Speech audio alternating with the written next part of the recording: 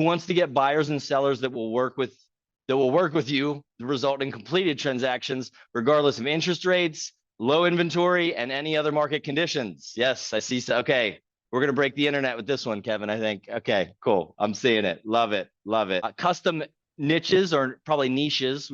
I think it's niches in South Florida, like luxury. Also, who here's like these interest rates have got you like going crazy?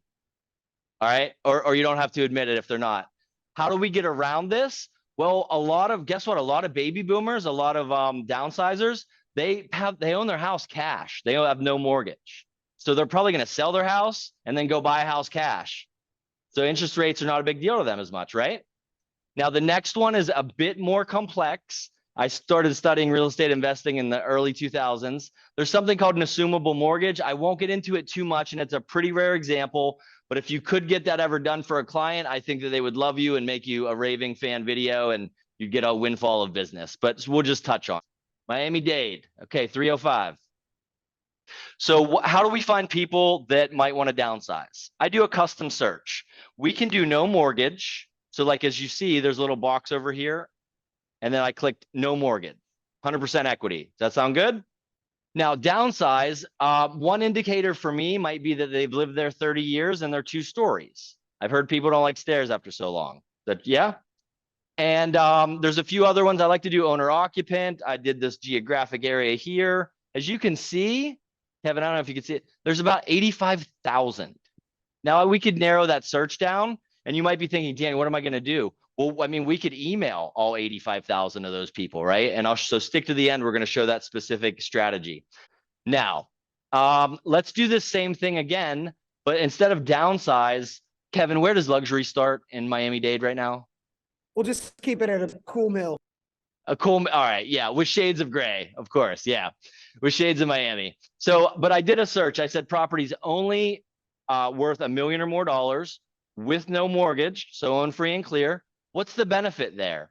The benefit is, I think, obviously, if they sell, they're going to have cash, and then they might be able to buy cash. Does anybody agree, disagree? Like, would that make the interest rate thing a little bit less of an issue? I think so, right? When you're buying cash, you're not going to worry as much about the interest rates.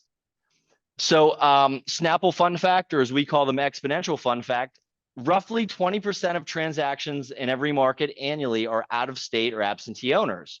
We also have a search here where we can do absentee or out of state owners. Looks like there's over 40,000 just in Miami-Dade, and there may be more. This was just one sort of search. I might have just done single family, right? So is everybody tracking so far like a tank? Is this making sense?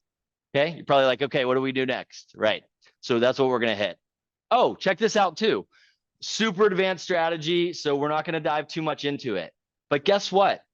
You can actually search for the interest rate of the property.